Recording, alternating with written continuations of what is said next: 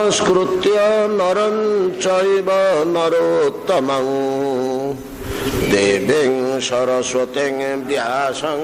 ततो जयमुदीरयेत् मूकं करोति वाचालं पंगुं लंघयति गिरिं यत्कृपातमहं वन्दे परमानन्दमाधवम्।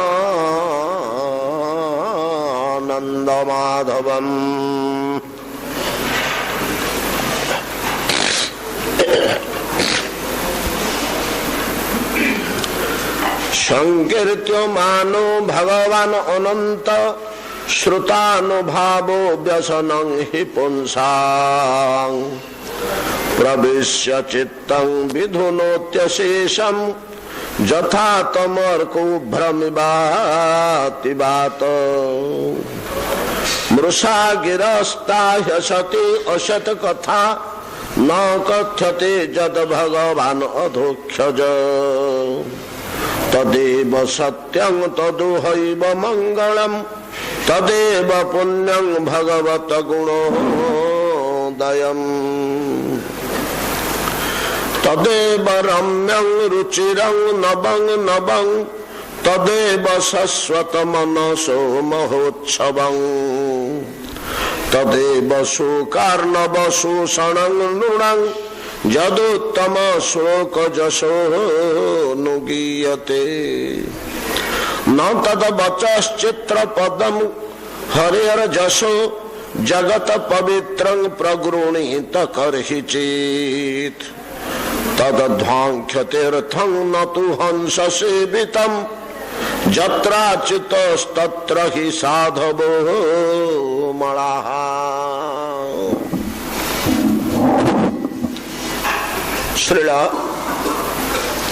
श्रीपाद सुत गोस्वामी कहते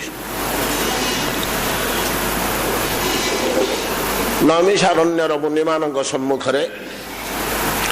श्रीमद् भागवत कथा शेष भागवत कथार महिमा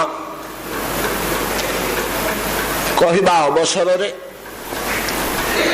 भागवत संबंध रहित साधारण वाक्य प्राकृत वाक्य लौकिक वाक्य जागतिक विषय समूहर चर्चा ओ अतिरिक्त आलोचना जे जीवन निमंते कल्याणकर नुहे बरं दुखप्रद एई मंतव्य प्रदान करुचंदी सुत गोस्वामी। तेबे सुत गोस्वामी जो मंतव्य प्रदान करुचंदी ताहा तांकर निजस्व भावना नुहे निजस्व कल्पित सिद्धांत नुहे सुखदेव गोस्वामी मुहरु जो कथा समूह श्रवण करथिले तार सार संग्रह पूर्वक तथा अन्यान्य सनातन शास्त्रर जो सब सूचना रही सही सूचना और सिद्धांत गुड़ी को अवलंबन करी अति सुदृढ़ वाक्य स्पष्ट भाव खोलिकी कहते जे जो वाक्य गुड़िक भगवत कथा रहित भगवान नाम भगवान जश भगवान लीला बा महिमा बा गुण इत्यादि वर्णित हो न थाए केवल जागतिक कथा समूह से वाक्य जेते सुंदर शब्द योजित होइथिले मध्य चित्रपदम अपि काले आमे आलोचना करछे चित्रपद काहाको कहा जाए भगवान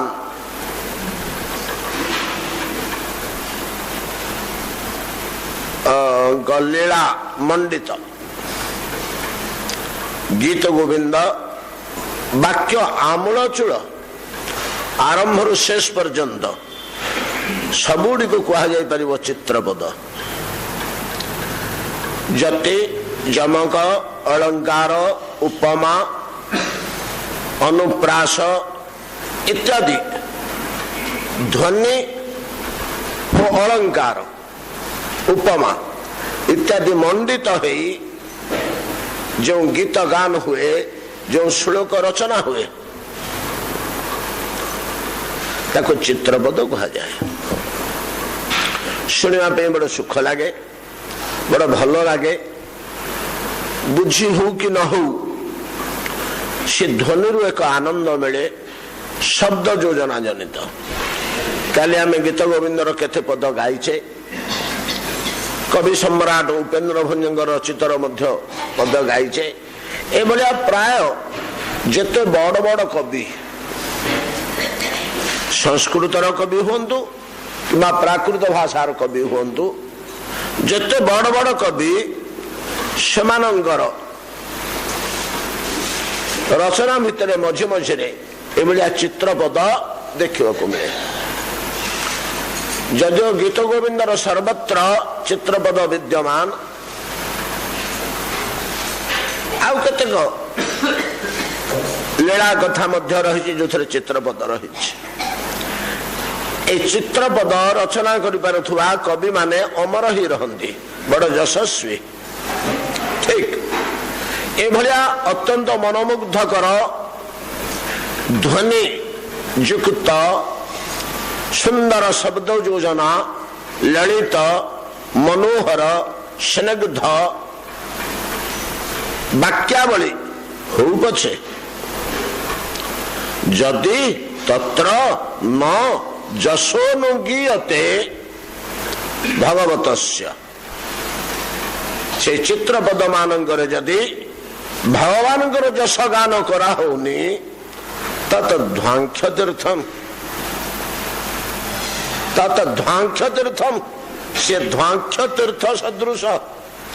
काक तीर्थ। ध्वांख्य काक काक जेपरी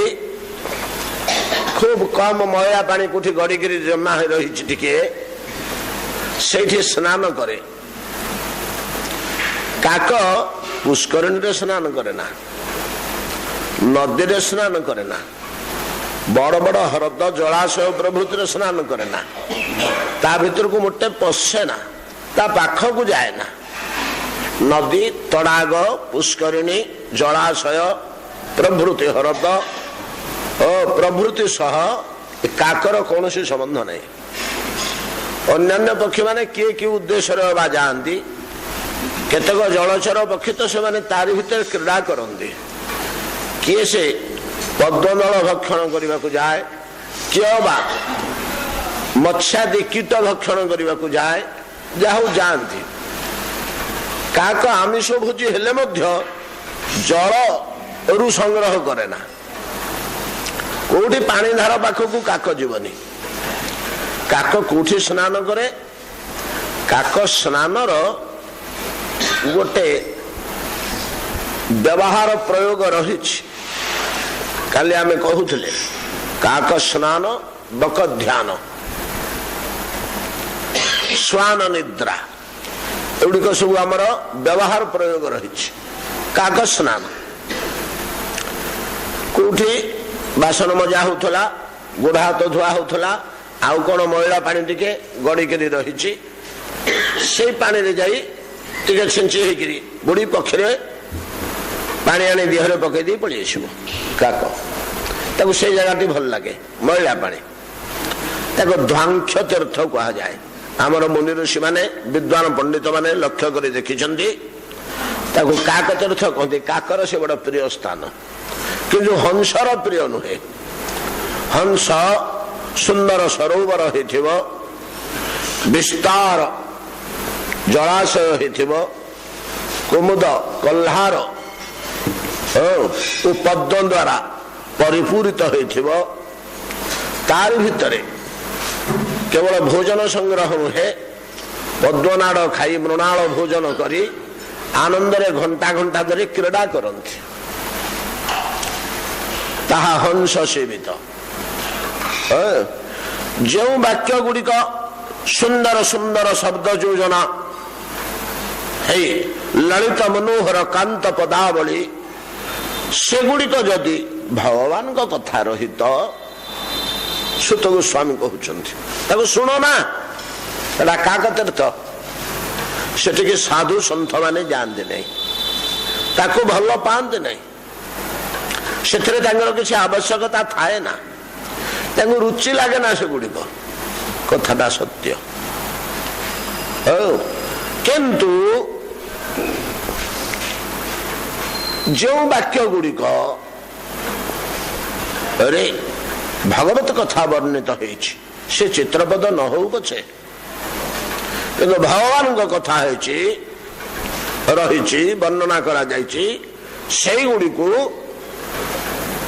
तत्ध्वांख्य तीर्थम न तो हंस सेवितम हंस साधु सन्थ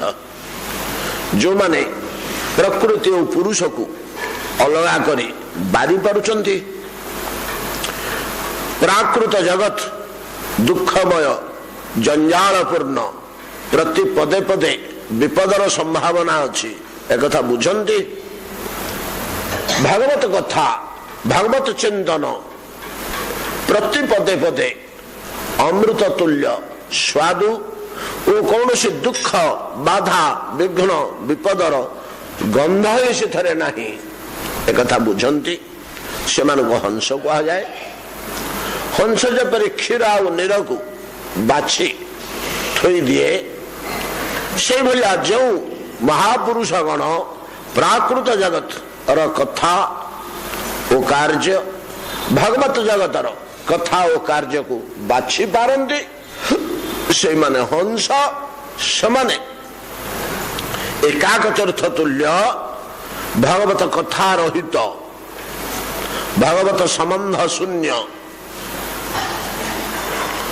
इस चित्र पद मान को आदर करते नहीं जत्र अच्युत तत्र ही साधुवो मला अमला निर्मल चित्त साधव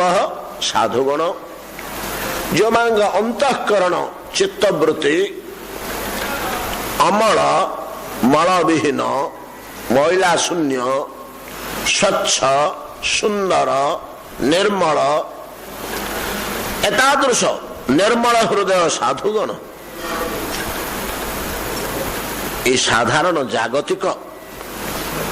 चित्रपद को भल पाते नहीं भगवान कथा जो आलोचना होता है से जाई बसती से कथा जहा हो पछे प्रैक्टिकली गुड़िक आम देखीचु आजिकल आउ देखा मिलूनी साधु सन्थ अभाव नूतन सभ्यतार प्रचंड प्रभाव रे भारतीय संस्कृति प्राय विलुप्त विवाह व्रत उठीगलानी गुरुवार लक्ष्मी पूजा माणमसा इत्यादि संस्कृति आमर लुप्त होगा बसलानी केवल कृषि प्रधान देशटा बोली मफसल अंचल टिके टिके काम हाँ रही सहरांचल वर्ष तर्मामर तीर्थ पर्व प्राय कहीं आउ जानू ना आम टिके टिके शुणा को पाँच प्रभु श्री जगन्नाथ पाद तले बसचे तो ये संस्कृति सहित जगन्नाथ उपासना पद्धति निबिड़ भाव जड़ित तेणु जगन्नाथ पाखे थिबारु आज चिता लगी अमावास्या काली ओढ़ण षष्ठी इत्यादि केते गुड़िए पर्वपर्वाणी आम शुणा को पाउछे ना तो मफसल को गले कां भां शुणा को पाइबे ता भी लुप्त हो आसलानी बाकी बड़ बड़ अत्याधुनिक सहर मानक गंध नहीं आम संस्कृतिर पूर्वे आम देखा पाइचु बड़ बड़ महत्व माने बड़ बड़ पंडित माने बड़ बड़ साधु माने आमर गुरुवर्ग जड़े साधारण लोक जदि भगवान कथा कहूची से बसिक शुणे तार कथार प्रति पदे पदे भूल अपसिद्धांत तेरे अपसिद्धांत गुड़ाक से कष्ट दिए किंतु बस शुणती हाँ जहा हो भगवान कथा भगवान कथा वाक्य आमको शुणा को मिले जत्र जत्र रघुनाथ कीर्तनम तत्र तत्र कृत मस्तकांजलिम बाष्प बारी परिपूरित लोचनम तंग मारुतिं वंदे राक्षसांतकम।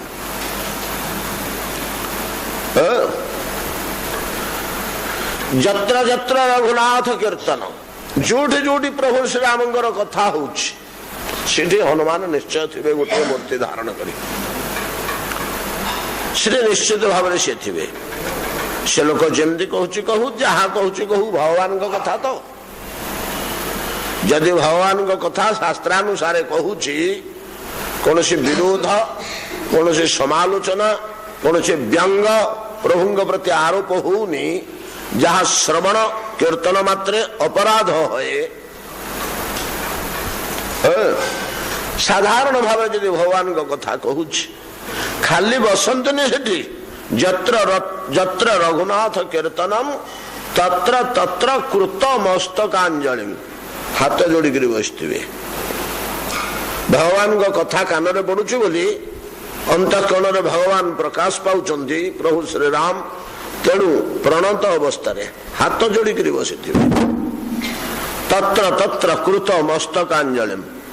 खाली से नुहे बाष्प बारी परिपूरित लोचनम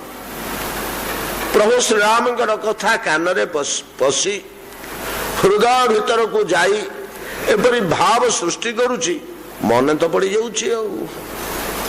तो सब अनुभव करी आछंती रामलीला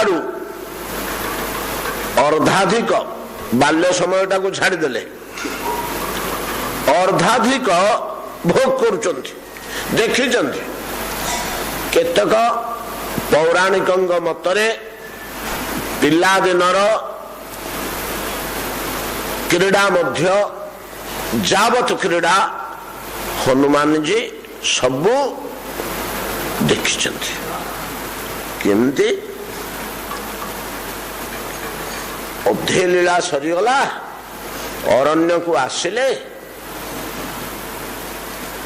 सीतांकर हरण हैला रावण सीता को नहीं गला कांदी कांदी बण भितर बुलुले दैवा तो हनुमान सहित देखा राम लक्ष्मण को देखी ऋषमिक पर्वत रे आत्मगोपन करथिबा सुग्रीव बाली प्रेरित वीर पुरुष दिजण बोली मु विरुद्ध रे बाली पठेइछि ये पर्वत तो बाली आसी पारु नहीं तेणु दिजण वीर पुरुष को पठेइछि जो माने मते बद्ध करिवे एथिपे भयभीत हले सांगरे तांगर 5-7 जन विश्वस्त लोक थिले धर्माचारी ता भितर हनुमान थिले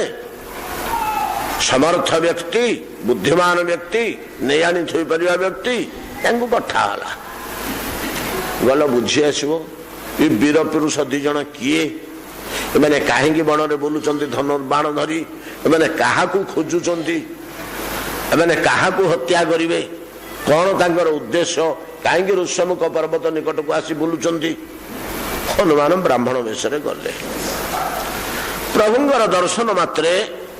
पूर्वर अभिशाप थिबा अभिशाप मोचन हो गला भगवत दर्शन रे निर्मल चक्षुरे प्रभु को चिन्ह पारे कृतकृत्य हेले एठी हनुमान प्रभु श्रीराम प्रथम साक्षात सेठू जे पाखरे अछंती शेष पर्यंत महावीर जी पाखरे अछंती किंतु भीतर तो अर्धाधिक लीला सरीगला केतक पौराणिक मत ये नाई नाई हनुमान जी पिलादिन अच्छा जन्म समय नहांती जदिओ जिते 4-5 वर्ष राम को 3-4 वर्ष सेतिकी बेले जड़े गोटे केला गोटे मांकड़ को नचेवा ग्राम ग्राम बोली मांकड़ नचेई किछि भिक्षा संग्रह करे सी आसी राजद्वार सामना रे अनेक लोक घेरिकी अच्छा से मांकड़ नचौछि दौड़ी रे बांधिकी रही बेक को पोशाक पिंधे नाना प्रकार वेश विन्यास कर देछि तार नाकरे कानरे केतक अलंकार होइछि हातरे पादरे चूड़ी प्रभृति पिंधेछि एकिन मांकड़ नचौछि 3-4 वर्षर राम को 4 भाई की बड़ कौतुक लगिला छोट पिले तो उड़ा देखिया को भल पांती दौड़िले देखिया टिके देखले खुशी देखले देखिकी आसी राम अली गले पितांग पाखरे जे मांकड़ टिकी आमे घरे रखिउ मांकड़ शिशु देखले भल पांती छोट पिला माने खेलिबा जिते से वेशभूषा कर कथा अनुसार नाचुची नाना प्रकार नाच देखौची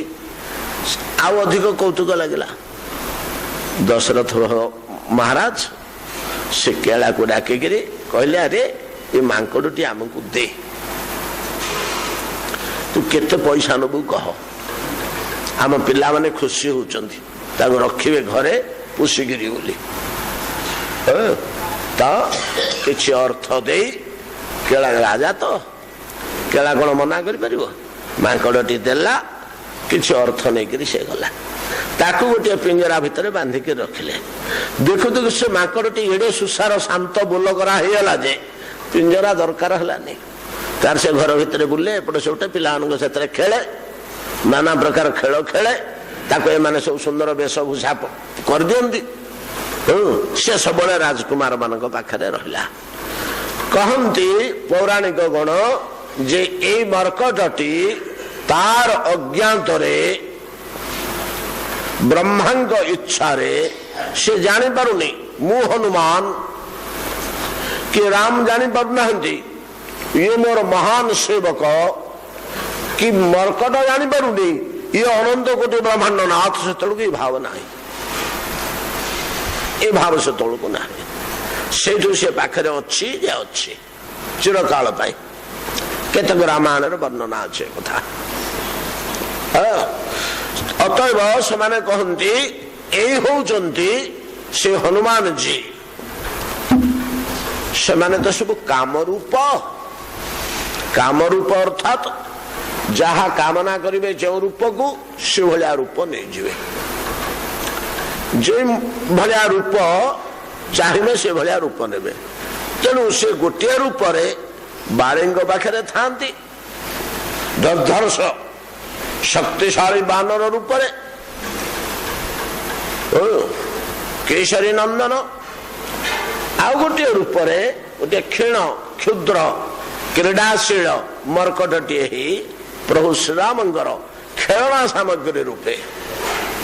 उत्साही था घरे राजपरिवार खाଇବା अभाव अच्छी भल भल जिनस राजकुमार मैंने खावा दिखती निजे जहाँ खाती दिखती से मर्कट ताको बेस आनंद भोजन कर बालक मान सहित क्रीड़ा करुए प्रभु पाख किंतु छाड़े यह कथा पुराण केतक पुराण शुणा मिले अतएव बाल्य काल हो अर्ध काल हो जहा ग्रहण कर अर्ध समय अर्ध लीलारू रामकर हनुमान सहित तो प्रभु सहित संबंध नित्य अवस्थिति तथा प्रधान सेवक एथर तो कहार किसी द्विधा नहीं बाकी कौन सी कविंगर कल्पना कि कौन सी भावुक पौराणिक कल्पना से पिलादिन लीला टी जोड़ीदे सबा न हो भगवत लीला सेमती असंभव बोली किसी ना पारे केते कल्परे प्रति कल्परे प्रभु श्रीराम लीला करुचंदी ये कुकल्पर हवा घटना हो पारे केते कल्परे आसुथिबे शिशु रूप प्रभु सहित लीला करने की काकटे जो आसिक प्रभु सहित लीला करुची काकटे भूषण जी आम शुणा पाचे ग्रहण करुचे मर्कटटी लीला करने कथा किसी विचित्र नुहे प्रभु लीला सहित शिशु काल विजड़ित वर्तमान कथास्थल जो बसी करजोड़ पूर्वक से कथा सब शुणुचंती से दृश्य दुषी जाउची प्रभु पाखे थिला बेले जो घटना घटुला यारे कथारे वर्णना होउची से सब दृश्य दुषी जाउची पिलादिन खेल कथा सब दुषी जाउची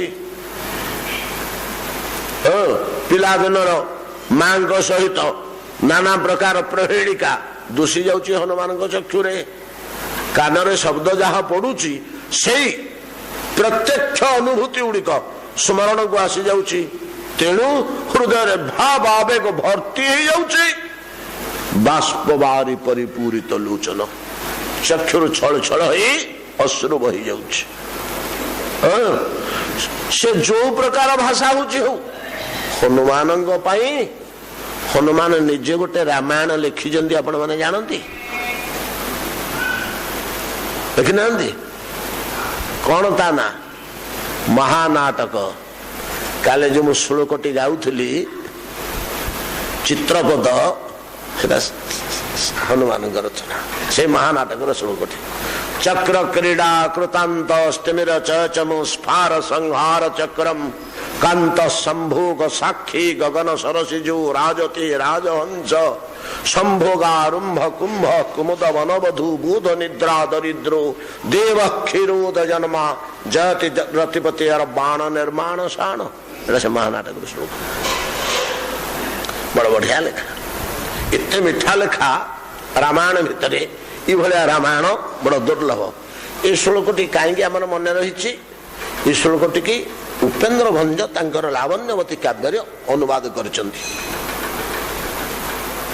ଏତୁ ଅନ୍ତେ ଶୁଣ ରସ ଗ୍ରୀଷ୍ମେ ନିଶି ପ୍ରବେଶ ଉଦୟ ତାରାଜି ବେଶ ହେଲେ ଆକାଶେ ଚକ୍ର ସୁଖ ଚକ୍ର ନକ୍ର ଛେଦନେ ହୀରକ ଚକ୍ର ଫିଙ୍ଗିଛି ତାତ ସିଦ୍ଧିରେ କାମ କି ରୋଷେ ବେଶ ହେବ କି ରାତ୍ରି ବାଳି ସ୍ପଷ୍ଟିକ ପେଟିରେ କିବା କସ୍ତୁରୀ ଦଳି। ଯେମିତି ଆମେ ଚନ୍ଦନ ପଥରରେ, ଚନ୍ଦନ ଘଷା ପଥରରେ, ଚନ୍ଦନ ପେଡିରେ ନାଇଁ କି କଣ ଟିକେ ମକର ଧ୍ୱଜ ଟିକେ ଘୁରୁଛେ ଔଷଧ କରି ପାଇବା ବୋଲି, ସେଭଳିଆ କନକ ପେଟିରେ ସୁନାର ଗୋଟିଏ ଚନ୍ଦନ ପେଡାରେ ରାତ୍ରି ବାଳି ବେଶ ହବ ବୋଲି କସ୍ତୁରୀ ଘଷୁଛି, କସ୍ତୁରୀ ଗୋଳୁଛି ତା ଦେହରେ। କଳଙ୍ଗଟା ଚନ୍ଦ୍ରର, ଚନ୍ଦ୍ରର ଯୋଉ କଳଙ୍ଗଟି ସୁବର୍ଣ୍ଣ ଥାଳିଆ ଦେହରେ କସ୍ତୁରୀ ଘୁରୁଛି। ବେଶ ହେବ କି ରାତ୍ରି ବାଳି ସ୍ପଷ୍ଟିକ ପେଟିରେ କିବା କସ୍ତୁରୀ ଦଳି। ସାଡୁକୁ ସାଡୁକୁ ବର୍ଣ୍ଣନା କରିଛନ୍ତି, ସବୁ ଅନେକ କଥା ଲେଖିଛନ୍ତି। ଏଇ ଶ୍ଲୋକଟିର ଅନୁବାଦ। ଚକ୍ର କ୍ରୀଡ଼ା କୃତାନ୍ତ ସ୍ତିମିର ଚଚମୁ ସ୍ଫାର ସଂହାର ଚକ୍ରମ। ଚକ୍ର ସୁଖ ଚକ୍ର ନକ୍ର ଛେଦନେ ହୀରକ ଚକ୍ର ଫିଙ୍ଗିଛି ତାତ ସିଦ୍ଧିରେ କାମ କି ରୋଷେ। ଏଇ ଭାବ ଟିକେ ନେଇକି ଲେଖିଛନ୍ତି ମହାନାଟକରୁ। ଯାହା ହଉ, ଏସବୁ ଚିତ୍ରପଦ, ଏଗୁଡିକ ଚିତ୍ରପଦ ଯୋଉଥିରେ ଧ୍ୱନି, ଜମକ, ଅନୁପ୍ରାସ, ଭାବ, ଆବେଗ, ବିଚିତ୍ର ଅର୍ଥ ସମୂହ ଭରପୁର ହେଇଥାଏ, ତାକୁ ଚିତ୍ରପଦ କହନ୍ତି। ସେଇ ଚିତ୍ରପଦ ଯଦି ଭଗବତ କଥା ରହିତ ହେଇଗଲା, ସେଟା ଧ୍ୱାଙ୍କ୍ଷ ତୀର୍ଥ, କାକ ସ୍ନାନ ସ୍ଥାନ, ହଂସ ମାନେ ସେଠିକି ଯିବେନି। ନ ତତ୍ର ସାଧୁବୋ ମଳା ଯତ୍ର ଅଚ୍ୟୁତ ତତ୍ର ସାଧୁବୋ ମଳା। ନିର୍ମଳ ଚିତ୍ତ ସାଧୁ ମାନେ କୋଉଠି ଅଛନ୍ତି? ଯୋଉଠି ଅଚ୍ୟୁତ ସେ ସେଠି ଅଛନ୍ତି, ଯୋଉଠି ଭଗବାନ ସେ ସେଠି ଅଛନ୍ତି। ଯୋଉଠି ଭଗବାନ ନାହାନ୍ତି ସେଠି ସେମାନଙ୍କର କୌଣସି ସମ୍ବନ୍ଧ ନାହିଁ। ଆରେ କେଡ଼େ ଲୋଭନୀୟ ଜିନିଷ ହେଇଥାଉ। ଏକଥା କହିଲେ ପରବର୍ତ୍ତୀ ଶ୍ଲୋକରେ ସୁତ ଗୋସ୍ୱାମୀ ଠିକ ସେଇଭଳିଆ ଆଉ ଗୋଟିଏ ଶ୍ଲୋକ କହୁଛନ୍ତି। ତଦ୍ଭାଗ ବିସର୍ଗୋ तद्भाग विसर्गो जन ताघ संप्लव जस्मिन् प्रति श्लोक अबद्धवत्यपि नामान्यनं तस्य जसंकितानि जत शृण्वन्ति गायन्ति गृह्णन्ति साधवः। साधवः साधु पुरुष गण, साधु व्यक्तिगण तत्र एव शृण्वन्ति गृह्णन्ति गायन्ति। शृण्वन्ति गायन्ति गृह्णन्ति साधवः।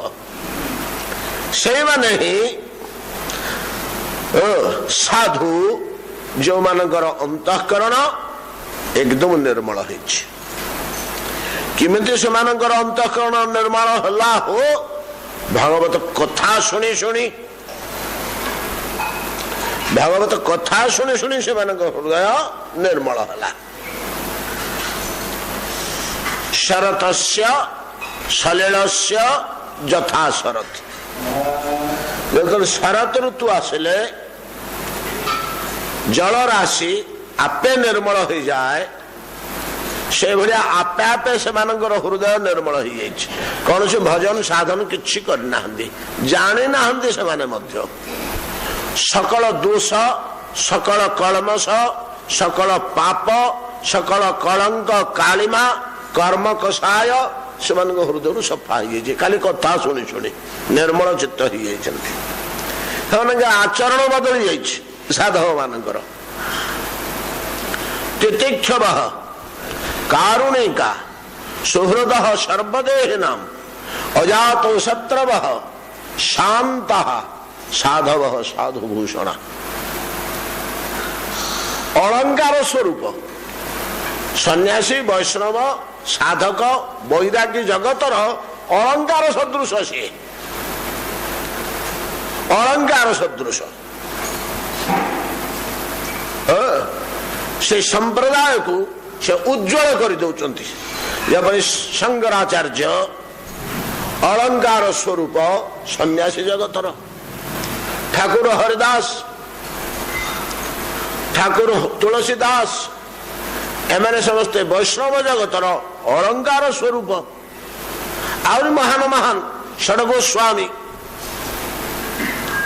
अछंती एमाने सबू वैष्णव जगतर अलंकार सदृश साधु जगत को एमाने विमंडित कर दूचंती जब चंद्र उदय हेले समस्त वस्तु को प्रकाश कर दिए अंधकार जे लुचिकी थिले वर्तमान समस्त वस्तु प्रकाशित हो गले से भलिया एमाने उदय हो गले साधु जगत उज्जवल हो जाउछि समस्त चिन्ह होउछंती गोटे गोटे लोक जोगु से माने साधु भूषण से माने तांगो अंतःकरण निर्मल हो गला परे से मानक आचरण केमिति होए ना तितिक्षव बड़ सहिष्णु हो जाती जी जहा कले जी जहा कहले मध्य निर्विकार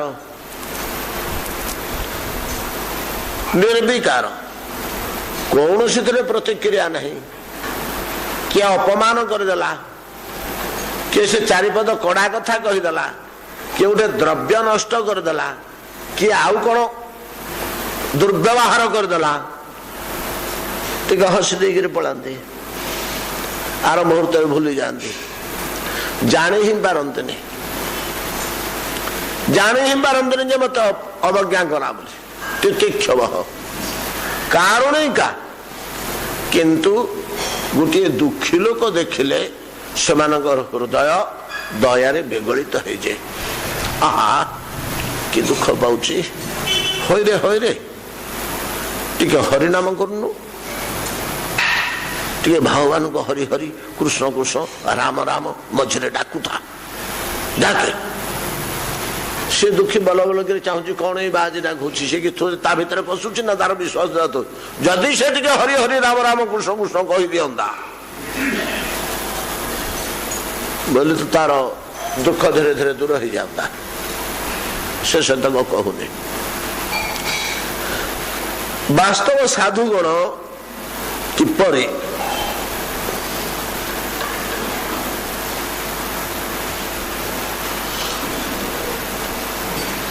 कारुणिक तार गोटे उदाहरण मन पड़ुछि मोर गुरुदेव कथा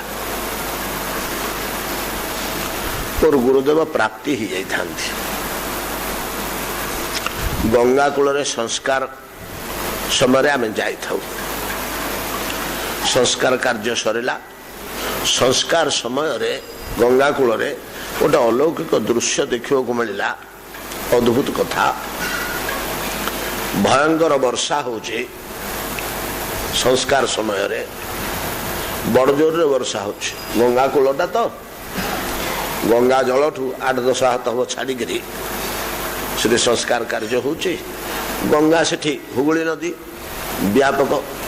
खूब चौड़ा आरपटे बेलुड़ मठ दुसुची एपटे पाठपाड़ी आश्रम सेपटे बेलुड़ मठ से खूब चौड़ा जहाज जावा आसा करवा जगह प्राय एठू आमर डाक्तरखाना एतिक चौड़ा हम कि आहरी बेसी हम से पानीटा बोली जना पड़े ना आहरी चौड़ा हम से प्रचंड वर्षा होड़े एड़े टोपा पानी रे जना पड़ू कूल को गले ओदा हो पानी पाखु से 10 हाथ छाड़ी संस्कार होती पानी पड़ूनी काकतालीय न्याय घटी पारे सेमती कही हेनी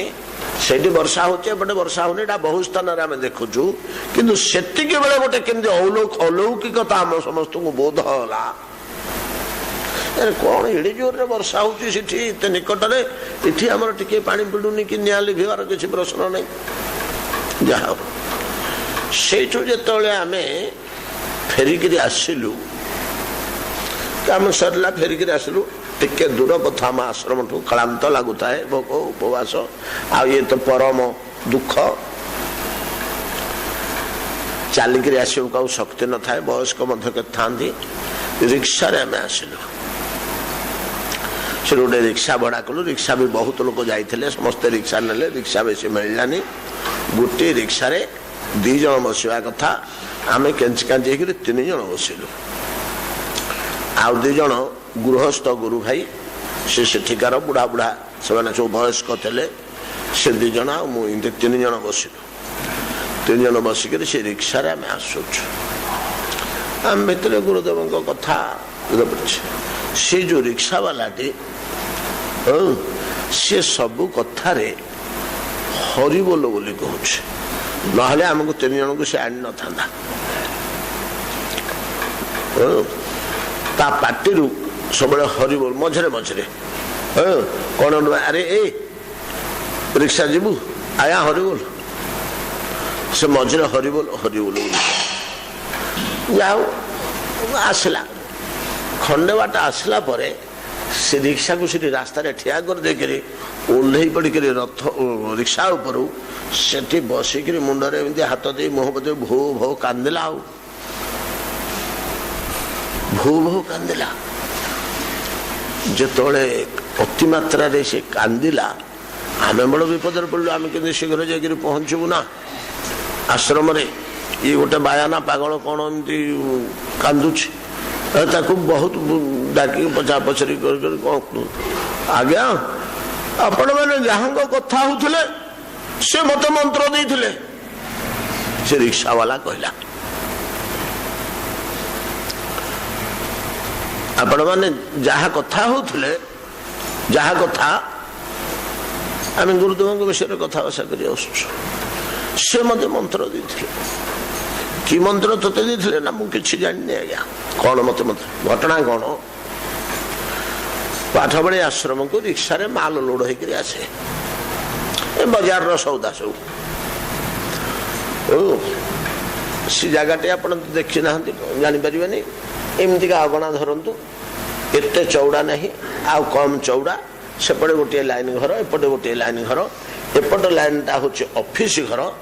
सेपट लाइन रे जो 4-5टी घर अच्छी जड़े जड़े बाबाजी रोता ये ऑफिस घर सीधा गुरुदेव रहा घर बारंडा ठू ऑफिस बारंडा 20 फुट खंडे कि 17-18 फुट खंडे दूर रे से रिक्शा वाला रिक्शा रे सब माल लोड करके आसला आसिक जिनस पत्र सब थोईदेला भंडार पाखे ऑफिस ठू पैसा नहीं जीव ऑफिस बारंडाटे भयंकर खरा पड़ुଛି तेणु से बस न पारिक आरपट बारंडार बसला रिक्शा छड़ा हो बाहर पैसा नब बोली किस समय बसला से तौक दिन 12टा गोटाए कि 2टा एमती समय ये रिक्शा वाला देखापी जमी कुचित तार अवस्था जमीका अति मलिन अति कुचित अति दुखी कौन गुड़े घटना ता जीवन भी घटी जाइए रिक्शा टाणी यार दिन 12टा 1 हेलानी झाड़ नाल भोक क्षुधा तृषा एमती अवस्था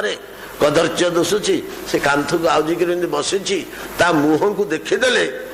जना पड़ जाऊची जे एटा दुख जंत्रणार चरम सीमार अच्छी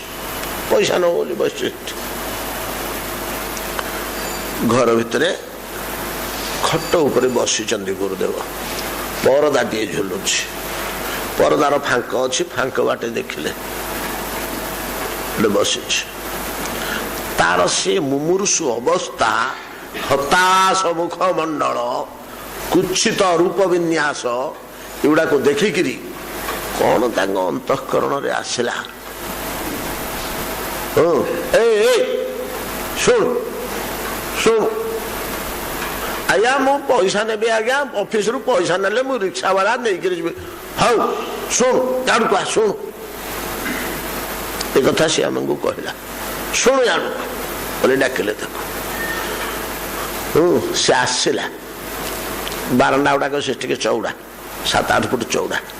आसला द्वार मुह भर घर भर को आसला आस याडू डाकिले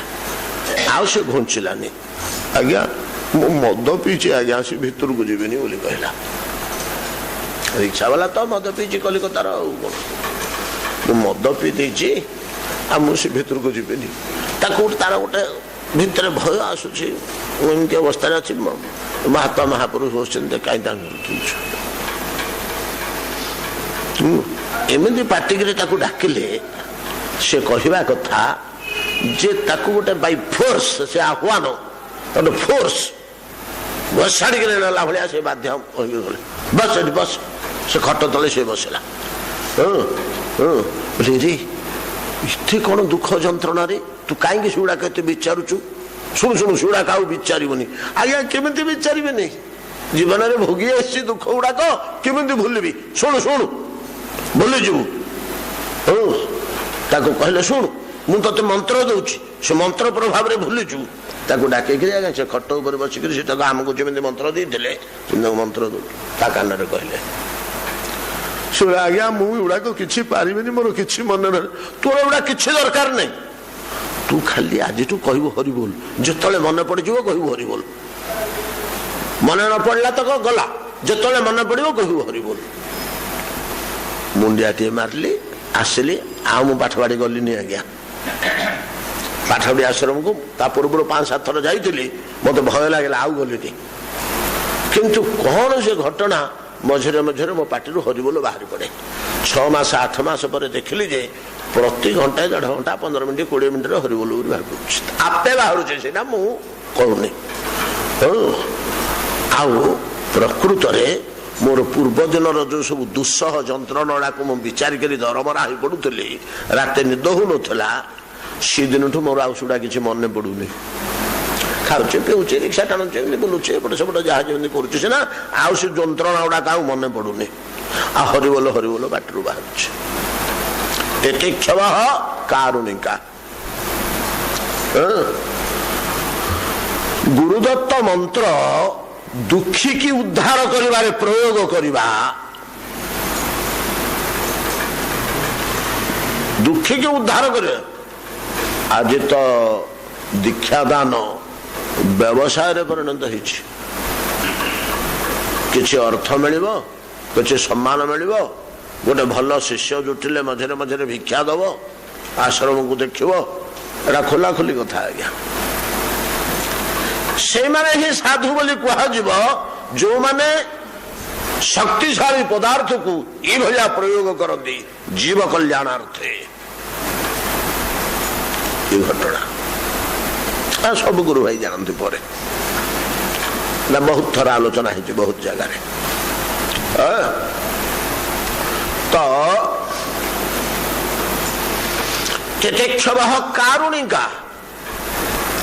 परर दुख देखिले सही पारे करुणार तरले जीवे साधव सुहृद सर्वदेहिनाम समस्त प्रति एक स्नेह भाव समस्त प्रति एक स्नेह भाव सुहृद सर्वदेहिनाम अजात शत्रव କାହାକୁ ଶତ୍ରୁ ବୋଲି ଭାବି ପାରିବେ ନାହିଁ। ଏଇ ଲୋକଟା ମୋର ଶତ୍ରୁ, ଇଏ ମତେ ଶତ୍ରୁତା କରୁଛି, ୟାର କ୍ଷତି ହଉ, କ୍ଷତି ହବା କଥା ଛାଡ଼ନ୍ତୁ, ଶତ୍ରୁ ବୋଲିକିରି ସେ କାହାକୁ ଜାଣିପାରିବେ ନାହିଁ। କେହି ତାଙ୍କ ପ୍ରତି ଶତ୍ରୁତା କରୁଥିଲେ ମଧ୍ୟ ସେ ବୁଝିପାରିବେନି ଯେ ଇଏ ମୋର ଶତ୍ରୁ, ଇଏ ମୋର ଶତ୍ରୁତା କରୁଛି। ଅଜାତ ଶତ୍ରବଃ ଶାନ୍ତଃ, ସବୁବେଳେ ଶାନ୍ତ ଅବସ୍ଥାରେ ଥାନ୍ତି। ସାଧବଃ ସାଧୁଭୂଷଣ, ଏଇଭଳିଆ ସାଧୁଗଣ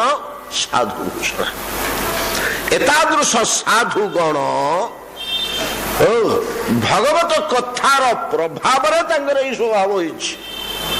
ସୁତ ଗୋସ୍ୱାମୀ କହୁଛନ୍ତି ସେଇଭଳିଆ ସାଧୁଟିଏ କେମିତି ହେଲା ହୋ? କଣ କରିକି ଏମିତି ହେଲା ନା, ଭଗବତ କଥା ଶ୍ରବଣରେ ଯେପରି ମହାବୀରଜୀ ଯତ୍ର ଯତ୍ର ରଘୁନାଥ କୀର୍ତ୍ତନ ତତ୍ର ତତ୍ର କୃତ ମସ୍ତକାଞ୍ଜଳି, ସେ ଲୋକ ଯିଏ କହୁଛି କହୁ, ଆମେ କମ ବୟସରେ ଦେଖିଛୁ ହେମାଙ୍ଗ ପଣ୍ଡିତ ଥାନ୍ତି, କୁଶାନ୍ତ ପଣ୍ଡିତ କାଲିର ଲୋକ, ଏଇ ଅଳ୍ପ ଦିନ ତଳେ ଯାଇଛନ୍ତି, ରାଧାରମଣ ପଣ୍ଡିତ ଥାନ୍ତି, ସବୁ ବିଦ୍ୱାନ ଲୋକ, ମାନେ ଭାଗବତରେ ଏକଦମ ଏମାନଙ୍କର ମଦନ ମୋହନ ପଣ୍ଡିତ ଥାନ୍ତି ଶ୍ୟାମକୁଞ୍ଜ ଗଳିରେ, ଅନେକ ସାଧୁ ଥାନ୍ତି। ସେମାନେ ସବୁ ଶାସ୍ତ୍ରରେ ଭାଗବତରେ ଧୁରୀଣ ଧୁରନ୍ଧର ଲୋକ, ତାର ମର୍ମ ନିର୍ଯାସ ଉତ୍ତମ ରୂପେ ଜାଣନ୍ତି। ଆମେ ଦେଖିଛୁ ଏଇ ବିଭିନ୍ନ ଉତ୍ସବ ମହୋତ୍ସବରେ ସାଧାରଣ ଲୋକ ଆସିକରି କହୁଥିବେ ଭାଗବତ କଥା, ସେମାନଙ୍କର ପାଣ୍ଡିତ୍ୟ ଆଗରେ ଇଏ କିଛି ନୁହଁ। ଏମାନେ ବକ୍ତା ଯିଏ କହନ୍ତି ଏମିତି ବସିକିରି ମୁଣ୍ଡ ପୋତିକିରି ବସିକିରି ମନ ଦେଇକିରି ଶୁଣି, ଟିକେ ବିଚଳନ ନାହିଁ କି ବିରକ୍ତି ନାହିଁ, ସେମିତି ବସି ଶୁଣୁଥିବେ। ସେମାନେ କଥାର ଅଙ୍ଗ ପ୍ରତ୍ୟଙ୍ଗକୁ ତ ଦେଖନ୍ତିନି, କଥା ଭିତରେ ଥିବା ଭଗବତ ରସ ସେମାନଙ୍କର ତ ଅନେକ ଅନୁଭୂତି ଅଛି, ସେଗୁଡାକ ସେମାନଙ୍କର ମନେ ପଡିଯାଏ। ତେଣୁ ଶୃଣନ୍ତି ଗୃହଣନ୍ତି ଗାୟନ୍ତି ସାଧବାଃ। ଆହୋ ମୁନି ଋଷିଗଣ, ସାଧୁମାନେ ହରିକଥାର ମୂଲ୍ୟାୟନ କରିପାରନ୍ତି, ହରିକଥାର ମହତ୍ଵ ସେମାନେ ଉପଲବ୍ଧି କରନ୍ତି, ସେଇମାନେ ଜାଣନ୍ତି, ଆମେ ଜାଣିପାରିବା ନାହିଁ। ତଦ୍ବାଗ ବିସର୍ଗ ଜଗତାମ୍ ଅଘ ସମ୍ପ୍ଳବ, ତଦ୍ବାଗ ବିସର୍ଗ, ବିସର୍ଗ ତ୍ୟାଗ, ବାକ୍ୟ ତ୍ୟାଗ ଅର୍ଥାତ ବାକ୍ୟ କହିଦବା। ଆମେ ଯୋଉ ବାକ୍ୟଟା କହୁଛେ ତାକୁ ମୁଖ ଦେଇକି ତ୍ୟାଗ କରିଦଉଛେ, ବିସର୍ଜନ, ତାକୁ ବିସର୍ଜନ କରୁଛେ। ଯେମିତି ଜଳରେ ବିସର୍ଜନ କରି ଦିଆଯାଉଛି, ସେମିତି ବାକ୍ ବିସର୍ଗ, ବାକ୍ୟ ବିନ୍ୟାସ, ବାକ୍ୟ ତ୍ୟାଗ। ତଦ୍ବାଗ ବିସର୍ଗ ଜନତାଘ ସମ୍ପ୍ଳବ ଯସ୍ମିନ୍ ପ୍ରତିଶ୍ଲୋକ ଅବଦ୍ଧବତ୍ୟପି। ଯଦିଓ ଶ୍ଲୋକ ଗୁଡାକ, ଗୀତ ଗୁଡାକ, ପଦ ଗୁଡାକ ଅବଦ୍ଧବତୀ, ଅବଦ୍ଧବତୀ କଣ ହୋ? ଠିକ ବନ୍ଧା ହେଇନି। ଠିକ ବନ୍ଧା ହେଇନି ମାନେ ଅନୁଷ୍ଠୁପ ଶ୍ଲୋକର ଛନ୍ଦଟିଏ କୁହାଗଲା। ଅନୁଷ୍ଠୁପ ଛନ୍ଦରେ 4 ପାଦ ରହିବା କଥା।